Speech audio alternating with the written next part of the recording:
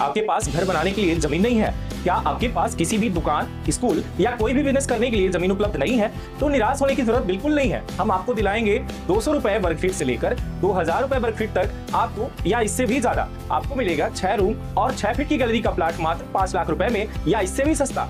रही बात जमीन की, तो डरिए मत, कोई भी विवाद नहीं, कोई भी झगड़ालू जमीन नहीं। आपको मिलेगा एक ऐसा प्लाट जिस पर होगा आपका राज। आइए आपको जल्द जमीन दिलाते हैं। तो संपर्क करिए सीडी में आवासीय प्लाट या खेती करने के लिए या फिर किसी भी बिजनेस को करने के लिए। तो सीडी में कहीं भी प्लाट लेने के लिए जल्द संपर्क करें 94 24 59 88 78। नमस्कार, मैं रवि कुमार आपके साथ। इस वक्त आप देख रहे हैं तरंग 24 न्यूज़। मैं इस वक्त मौजूद हूं जिला मुख्यालय में, जहां यहां पर शिवसेना के द्वारा प्रदेशा उपाध्यक्ष विवेक पांडे के द्वारा एक ज्ञापन सौंपा जा रहा है कमिश्नर साहब को। खासकर मुद्दा सिर्फ ये है कि हमारे सीडी में जो यहां पर ट्रांसफ़र हो जाते हैं, ट्रांसफ़र को लेकर के उनके द्वारा एक ज्ञापन सौंपा जा रहा है कि लगभग महीनों से कई महीने बीत जाते हैं, फिर भी ट्रांसफ़र के बावजूद भी लोग उसी कुर्सी पर मौजूद रहते हैं। विवेक आ चुके हैं बाहर और हम उनसे जानने का ये प्रयास करेंगे कि आखिर में क्या पूरा मामला है, जानने का प्रयास करेंगे। विवेक, आज जो है आपने एक ज्ञापन सौंपा, क्या वो पूरा मामला था? मामला ऐसा है कि सीधी जिले की तहसीलदार गोपद बनास तहसीलदार महोदया हैं जानवी शुक्ला, इनका स्थानांतरण 3 महीने पहले हो गया और 3 महीने 23/10/24 को स्थानांतरण होता है और आज 3 महीने बीतने चले, लेकिन इनको इतना कुर्सी से मोह हो चुका है सीधी जिले की गोपद बनास की कि ये कुर्सी छोड़ने के लिए तैयार नहीं। और जिले की जनता, कई लोगों ने मुझसे शिकायतें की कि इनका एक पक्षी कार्रवाई होती है। कई बार डिसीजन इनका जो है तो राजनीतिक इशारे पे होता है और खुद के स्वार्थ के लिए होता है। और कई बार आपने देखा होगा कि आरोप भी लगे हैं, बड़े बड़े चैनल हो, हमारे सीधी जिले के जितने भी पत्रकार साथी, कई बार खबरें भी प्रकाशन की। कुछ दिन पहले एक महिला का आरोप था लाखों का लूटपाट का, कि हमसे पैसे रिश्वत मांग रही थी, ऐसा भी कुछ आया? हाँ, और साथ ही मैं इसके पहले भी मैंने एक बार आपने ध्यान आकर्षित कराना चाहूँगा कि 50,000 रुपये का लेन देन एक साहू परिवार का भी मामला था, उसके द्वारा भी ऐसे ही बताया गया कि उनके पैसा वैसा जमीन का। तो लगातार ये विवादों में घिरी रही और ज़्यादातर इनका जो मामला रहा है कि जनता को परेशान करना। किसी भी अधिकारी की एक नैतिक जिम्मेदारी होती है, आप जब उस पद पर होते हैं तो उसका निर्वहन कर जनता जनमानस की व्यवस्था के लिए शांति व्यवस्था बनाए रखना। और जानवी शुक्ला का ज़्यादातर मैंने देखा ये राजनीति से ज़्यादा विलिप, यानी ज़्यादा चिपकना, ज़्यादा चीज़ें करना। अभी हाल ही में हमने एक डेमो पेश किया था, विरोध किया था और रेलवे को लेकर था। लगातार 6 महीने से हम आंदोलन पे बैठे थे और बैठने के बाद ये स्थिति थी कि हमने अपने जल सत्याग्रह आंदोलन किया और उसमें जो है तो गिरफ्तारी हुई। गिरफ्तारी के बाद हमें 151 के तहत स्थानीय पुलिस ने जो है तो मुझे जेल भेजा और जेल भेजने उपरांत 151 की धारा एक ऐसी होती है, सबसे बड़ी धारा भी होती है और सबसे छोटी भी धारा होती है। उसमें जो है तो 24 घंटे का रिमांड जो भी जैसा था, उसमें जो कहा जाता है कि उन्हें बेल देने के लिए तहसीलदार के पास ही आना पड़ता है। और ये सारी चीज़ें जब प्रक्रियाएँ आई, हमारे शिव सैनिक साथियों का कहना था कि उनके द्वारा जबरन ये कहा जा रहा था कि जो है तो आप लोग इसमें लिखिए कि आप 70 दिन तक आंदोलन नहीं करेंगे, कोई ज्ञापन नहीं देंगे। है क्या, ये क्या है? आप बताएं ना, आप क्या कहना चाहती हैं कि आपके इशारे पे संगठन चलेगा? शिवसेना आप जो कहेंगी तो वो करेगा, जनता मरती रहेगी और शिवसेना अब उसके खिलाफ आवाज़ भी नहीं उठाएगी। आप इतनी बड़ी वो हो चुके हैं। ऐसा है कि ये समझ लें कि ये जो कुर्सी पे बैठी है ना, ये जनता की कुर्सी है। तो विवेक, अगर ऐसी बात कर रहे हैं आप, तो कैसे, ये तो नहीं कि कहीं जमानत और ये जो मुद्दा उन्होंने रख दिया कि ऐसा आप करोगे तो हम जमानत नहीं देंगे, इसके लिए आपने इस मुद्दे को तो नहीं उठाया ट्रांसफ़र को लेकर? बेशक, मैं इसमें एक चीज़ मैं बता दूं कि इस मामले में सर्टिफाइड कर दूं कि इसके पहले भी मैंने विरोध, याद करें कि यहीं पे मैंने जब 50,000 रिश्वत की बारी आई थी, उस टाइम पे भी मैंने जानवी शुक्ला का विरोध किया था और लगातार मैंने कई बार विरोध दर्ज किया। और इसलिए विरोध दर्ज किया कि आप एक ऐसी ऑफिसर हैं जो सदैव से जनता को परेशान करती आई हैं। और जानवी शुक्ला से अगर अंदर की बातें करें तो विभागीय लोग आवाज़ नहीं उठा रहे हैं, लेकिन अंदर के लोग जानते हैं, अंदर के लोग भी परेशान हैं ऐसे अधिकारियों से। ये क्या है, अपना सिस्टम अपने सिस्टम से चलाना चाहती है और ये जनता, उनका आरोप जो होता है कई बार सुनने में आता है, अंदर की बातें होती है कि ये राजनीतिक इशारे पे अपना कलम चलाती हैं। ठीक है, आप चलाइए, लेकिन ऐसी कलम तो ना चलाइए किसी गरीब को मारा जाए, किसी गरीब का तो तब प्रताड़ित करें। तो ट्रांसफ़र का मुद्दा तो देखिए, वो कलेक्टर देखते हैं, कलेक्टर को जब देखा जाए यहाँ से रिलीफ देंगे तभी वो जानवी शुक्ला जो तहसीलदार हैं वो यहाँ से जा पाएंगी। अगर वो रिलीव ही नहीं कर रहे तो फिर ये कैसे होगा कि ये मतलब अपने उस स्थान पर जाए जहाँ इनका तबादला हो यानी ट्रांसफ़र हो? कई बार ऐसी स्थिति होती है, देखिए कि कलेक्टर हों, कमिश्नर साहब हैं, बड़े बड़े अधिकारी हैं, बड़े बड़े पोस्ट पर बैठे हुए हैं और रिलीव करने का अथॉरिटी माननीय डीएम साहब को होता है। और स्थानांतरण होना है, यानी कि आपका कार्यकाल यहाँ से पूरा हो चुका है और हो सकता है कई बार शिकायतें होती है और उन शिकायतों के आधार पर आपका भी स्थानांतरण हो जाता है कि इन्हें हटा दिया जाए, दूसरी जगह रख दिया जाए। स्थानांतरण हुआ, स्थानांतरण किस लिए होता है? ये औपचारिकताओं के लिए होता है, किस लिए है? मैं मानता हूं कि अगर रिलीफ तो कलेक्टर साहब करें, कलेक्टर साहब नहीं कर सकते, कमिश्नर साहब करें। मुख्यालय से आ रहा है पत्र तो मुख्यालय बताएं ना कि आखिर रिलीफ क्यों नहीं हो रहा है। क्या जिले में या प्रदेश में भर्तियां नहीं है? क्या तहसीलदारों की कमी पड़ गई है? अगर ऐसी स्थितियां हैं तो आपने भर्तियां क्यों नहीं की हैं? फिर इनको रिलीव करके दूसरे भी जिम्मेदार अधिकारियों को मौका दें, जनता को मौका दें कि जनता का काम हो सके। परेशान होते हैं और परेशानी, मेरे पास तो कोई प्रॉपर्टी है नहीं, मेरे पास कोई इतना बड़ा कुछ भी नहीं है कि मैं इनके पास जाऊंगा और मेरी बंधवा फंसा है और मेरी ज़मीनें फंसी है तो मैं इनके पास जाके मैं बोलूँगा कि मेरी ज़मीन फंसी थी और इन्होंने जो है तो मेरी ज़मीन को दूसरे के नाम, मेरे नाम से कुछ नहीं है और मेरा कोई इनसे व्यक्तिगत झगड़ा भी नहीं है, मेरा कोई मामला है ही नहीं। लेकिन इनका जो रवैया है काम करने का, तो वो ऐसा लगता है ये हाईजैक टाइप की है, मतलब तानाशाह टाइप। हाँ, तानाशाह टाइप की, एक राजनीतिक इशारे कहें या व्यक्तिगत स्वार्थ कहें, काली कमाई में मदमस्त कहें, यानी शॉर्टकट के रास्ते में मदमस्त कहें, तो जितना भी रहा है तो सदैव से इनके ऊपर ऐसे ऐसे आरोप आए हैं और बिना धुएं की आग नहीं पकड़ती। कुछ तो रीजन रहा होगा, जनता का आरोप कहीं ना कहीं कुछ तो कारण रहा होगा। तो ऐसी चीज़ें हैं और इसी को लेकर मैंने आज पत्र दिया है कि ऐसे अधिकारियों को। किसे पत्र आपने? माननीय एसडीएम साहब, हमारे गोपद बनास के एसडीएम साहब हैं नीलेश शर्मा जी, और शर्मा जी के सामने सारी बातें रखी गई हैं, उनके सामने मैंने दिया है। कमिश्नर साहब के नाम से ज्ञापन पत्र दिया है कि अगर कलेक्टर साहब रिलीव नहीं कर रहे हैं, हम कमिश्नर साहब से मांग करते हैं कि आप बताएं कि ये क्यों नहीं जा रही। ऐसे अधिकारियों से जनता तंग है, हमारे गोपद बनास की जनता तंग है, बहुत सारे लोग तंग हैं। वो आके कार्यालय में, जिला कार्यालय में हमारी शिकायत करते हैं कि भैया इनका जब ट्रांसफ़र हो गया तो जा क्यों नहीं रही, और हम इससे परेशान हैं। इनका फैसला जो होता है तो सिर्फ जो है तो किसी ने ज़्यादा डिमांड दे दिया, किसी ने कम डिमांड दे दिया, किसके पास नहीं है, तो इनका ये सारी चीज़ों से मैं कितने सारे बोलूँ।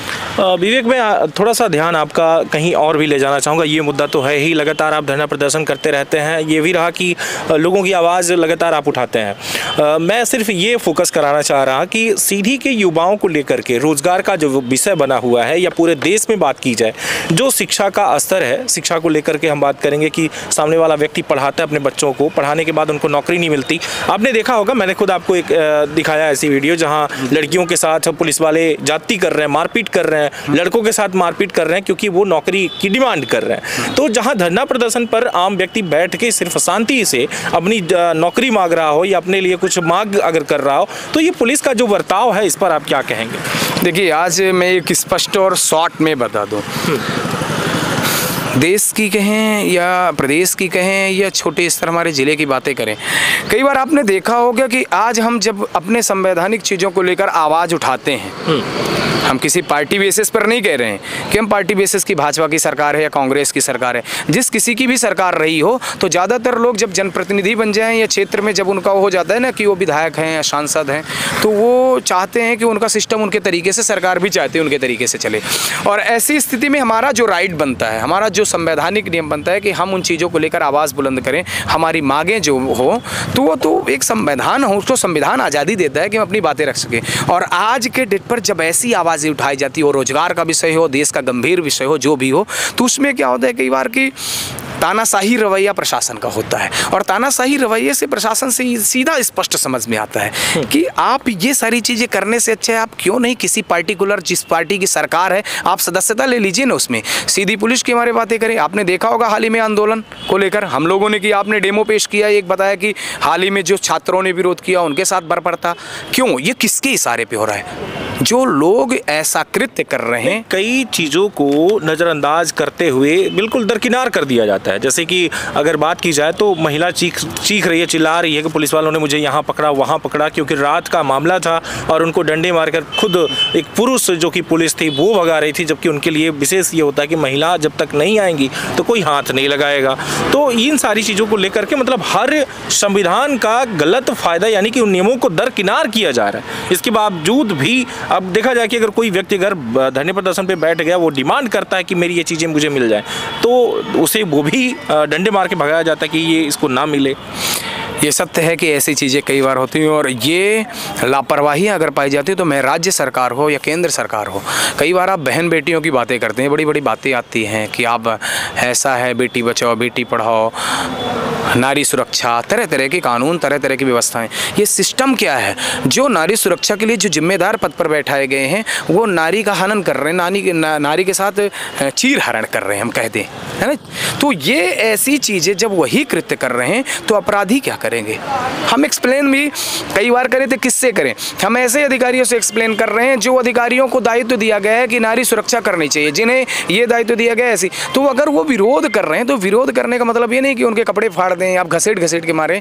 राइट बनता है, आपके पास बल है, प्रशासन है, सिस्टम है, आप उसको उठाएं, आपने डग्गे पे रखा, विरोध करने वाले को रोका और वो जो बातें रख रहे हैं तो आप सुनिए तो सही।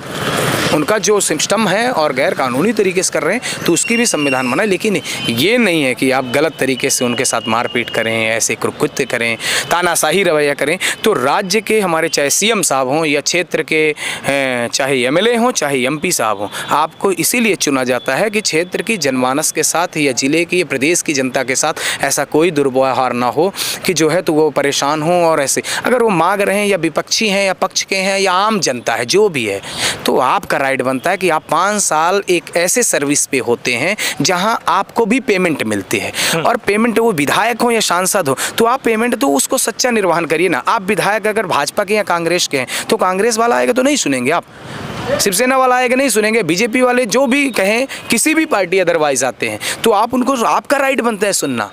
एक सच्चे जो जनप्रतिनिधि का दायित्व होता है तो सुनना चाहिए और वहाँ के एमएलए एमपीओं को भी उस भीड़ में जाना चाहिए और मिलना चाहिए कि आप लोग बताएं। अगर हम आप लोगों के सहयोग, हमने 6 महीने से पंडाल गाड़ के रखा तो कम से कम राइट तो बनता है ना, चाहे पक्ष के हों या विपक्ष के हों। आखिर पीड़ित जनता क्यों बैठे हैं? क्या ये शिवसेना की व्यक्तिगत लड़ाई है, जनमानस की लड़ाई है? वो छात्र जो आंदोलन कर रहे थे, जिनके साथ मारपीट की घटना की गई, वो क्या जो है तो क्या आतंकवादी थे, क्या विदेशी थे, क्या रहने वाले? वो सब हमारे ही लोग हैं। और उनकी मांगे क्या हैं? क्या वो विरोध कर रहे हैं अपनी राजनीति चमकाने के लिए, ऐसी चीज़ें करने के लिए?